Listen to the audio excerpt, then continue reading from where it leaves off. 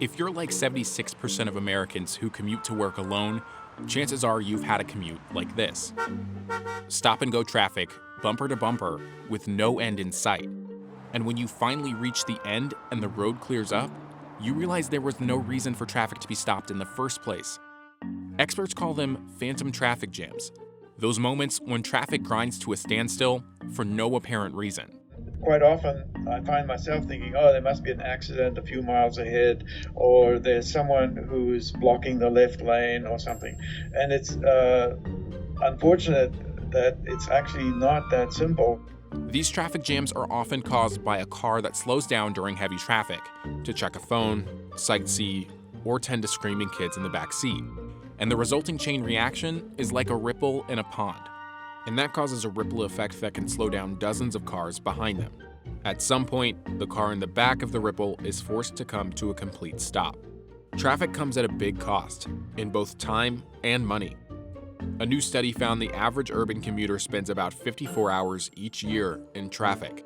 It also costs the U.S. economy a grand total of $179 billion each year, according to the Texas A&M Transportation Institute. Here's how traffic jams like these form in the first place, and what's being done to make them more bearable.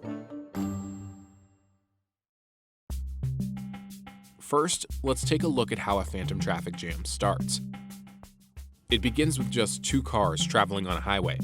When the first car has to use its brakes for one reason or another, the car behind it has to react, and it also slows down. When you expand this to multiple cars, it creates a chain reaction where everyone has to slow down or come to a complete stop. Clearly, the person at the front of the traffic jam is the problem. Well, it's not exactly that clear.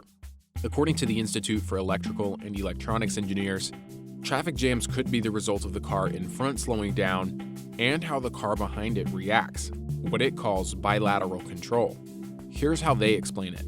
When the car in front hits its brakes, the car behind it doesn't slow down at the same rate.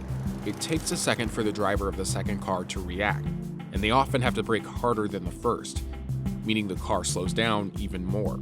Then the car behind it has to do the same, braking harder, on, until eventually the cars further back have to come to a complete stop to avoid a collision. Likewise, when the car in front speeds up again, the car behind it doesn't speed up at the exact same time.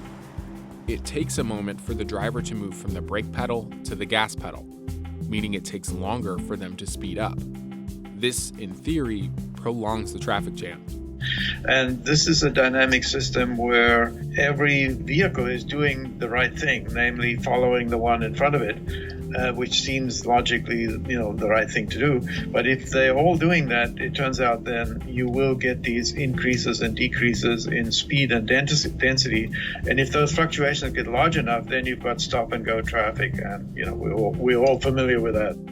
So what's the cost of all of this time spent in traffic? According to the Auto Insurance Center, there are around 250 million cars traveling on America's roads. That's up 20% from a decade ago. That same auto insurers group found the average driver on one of the 10 busiest routes in the nation spends about 140 hours in traffic each year. That's nearly 6 full days. But your personal time isn't the only thing at stake in traffic jams. According to the EPA, a typical passenger vehicle emits about 4.6 metric tons of carbon dioxide every year. And it's a health issue, too. A 2008 study from Zud University in the Netherlands found exposure to diesel exhaust could have an impact on the brain, particularly in the parts that deal with behavior and personality.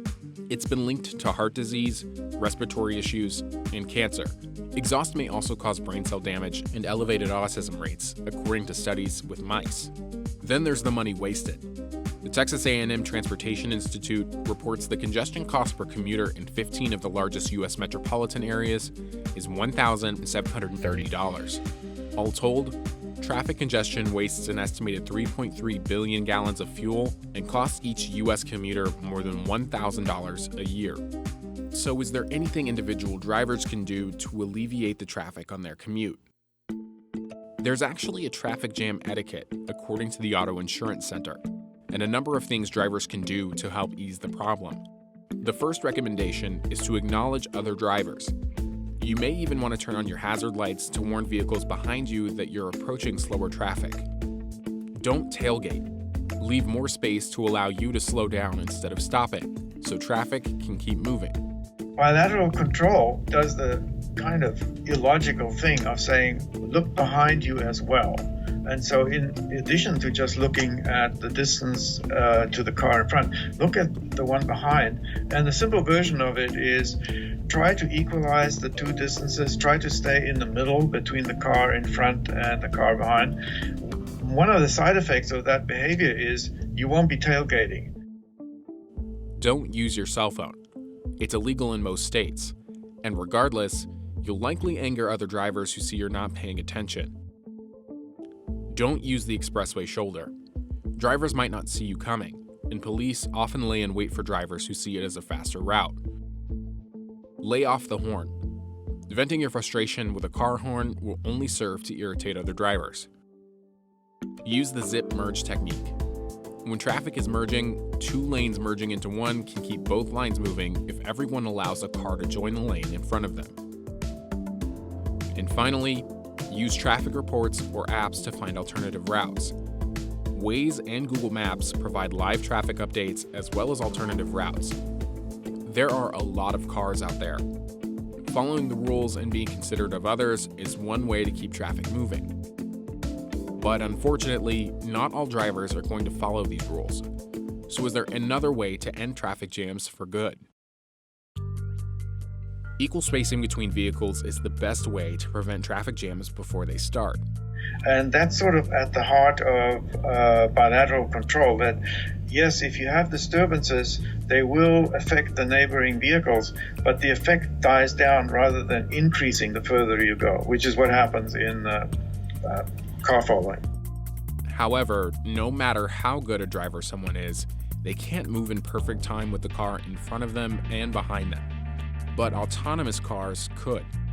Autonomous cars use sensors and wireless tech to keep your car about halfway between the car in front and the car behind, and maintain perfect bilateral control. More than 40 companies are currently working to develop autonomous vehicles, according to CB Insights. Virtually every major auto manufacturer has self-driving cars in development, and some have partnered with Silicon Valley in the process. Tesla CEO Elon Musk, ever the optimist, claims his company will have a fully autonomous vehicle by the end of 2020. But John Krafcik, CEO of self-driving car tech company Waymo, said in September 2019 that there's still a long road ahead.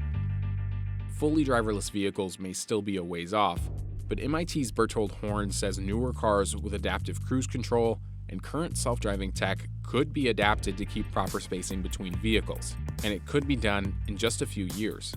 But the good news is that cars with adaptive cruise control have almost everything you need to implement bilateral control. And so since more and more cars do have that, we're at a good time. This is the time to implement it.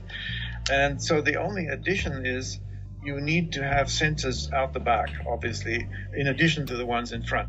Horn says under normal driving conditions, you may get around 1,800 cars per hour per lane of throughput. The Federal Highway Administration defines throughput as the number of distinct vehicles that enter and exit a highway system during a particular period. He believes that number could be doubled with bilateral control. And that could buy time, he says, until autonomous vehicles take over the highways. In Hawthorne, California, SpaceX engineers are toiling away on Elon Musk's Hyperloop, a low-pressure tube with capsules that are transported at both low and high speeds throughout the length of the tube. The capsules are supported on a cushion of air. The initial plan was to run a system from San Francisco to Los Angeles, one of the most traveled corridors in the American West. Not only would it mitigate car traffic between the two cities, Musk claims a Hyperloop would also be cheaper than traveling by air, more cost-effective than high-speed rail, and more environmentally friendly than cars. Then there's the idea of leaving the ground altogether.